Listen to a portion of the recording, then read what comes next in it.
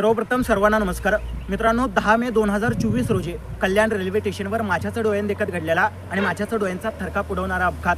40-45 वर्षाचा तो तरुण दारूच्या धुंदीत बेधुंद होता आणि अगदी त्याच धुंदीत त्याचा रेल्वे ट्रॅकवरून तोल गेला आणि त्याच्या अंगावरून पूर्ण एक रेल्वे गाडी गेली होती. त्याच्या एका हाताच्या पार चिंदड्या उडाल्या होत्या. आजूबाजूला लोक जमा व्हायचे, त्याला बघायचे आणि आपल्या पुढच्या प्रवासाला निघून जायचे. पण त्या माणसांच्या गर्दीतून त्याच्यासाठी एकही मदतीचा हात पुढे आला नाही. मला आश्चर्य या गोष्टीचं वाटतंय की त्या ठिकाणी पोलीस बांधव सुद्धा उपस्थित होते, पण ते पोलीस बांधव सुद्धा त्याच माणसांच्या गर्दीतले होते ज्या गर्दीतून जीवाचा आकांत तोडणाऱ्या त्या अपघातग्रस्त व्यक्तीसाठी मदतीचा हात घेऊन त्या गर्दीतून एकही पुढे आला नव्हता. आणि हे सगळं दृश्य मी माझ्या उड्या डोळ्यांनी बघत होतो आणि अगदी त्याच वेळेस आजच्या वक्तृत्व स्पर्धेसाठी दिलेल्या विषयाची जाणीव झाली आणि अगदी याच विषयावर अभिव्यक्त होण्यासाठी उभा आहे. नमस्कार, संतोष स्वाती भीमराव राजगुडे. विषय मांडतोय गर्दीत माणसांच्या माणूस शोधतो मी. मित्रांनो, काळाच्या युगात माणसाला स्वतःचं अस्तित्व निर्माण करण्यासाठी शेकडो वर्षाच्या उत्क्रांतीनंतर विज्ञानाच्या जोरावर माणसांना आकाशात गरुडाप्रमाणे आणि पाण्यात माशाप्रमाणे प्रहर करून स्वतःचं एक वेगळं अस्तित्व निर्माण केलं. परंतु प्रेम, ममता, माया, जिव्हाळा, आपुलकी, भक्ती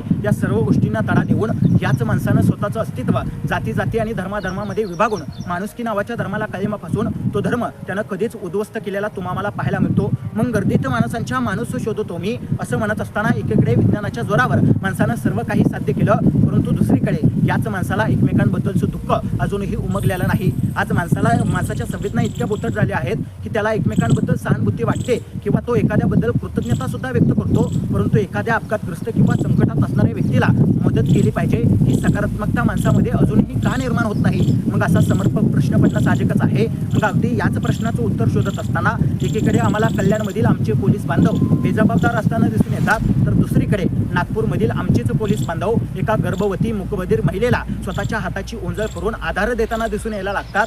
त्यावेळेस पोलिसांच्या वर्दीमागे एक संवेदनशील आणि हळवा माणूस लपलेला आहे, जो सर्वसामान्य माणसाच्या हत्येला धावून जातो. आणि आजही समाजामध्ये माणुसकी आणि माणूसपण जपणारी माणसं जिवंत आहेत हे समजल्याशिवाय राहत नाही. मित्रांनो, वेदनांना दत्तक घेऊन सभ्यता जगणारी माणसं आज आम्हाला आमच्याच माणसांच्या गर्दीमध्ये शोधावी लागत आहेत. खरं तर ही सगळ्यात मोठी शोकांतिका आहे. आजही समाजामध्ये स्त्री पुरुष विषमतेची दरी खऱ्या अर्थानं खोलवर रुजलेली आहे.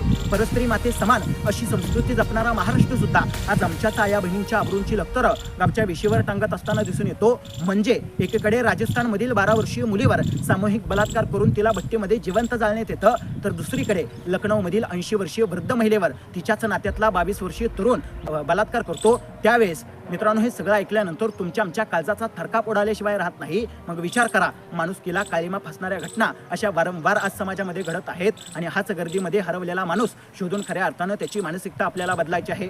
आज आम्हाला चॅटिंगवर व्यवस्थित संवाद साधता येतो, परंतु वास्तवात तो माणूस प्रत्यक्षात असताना देखील आम्ही त्याच्याकडे पाठ फिरवून निघून जातो.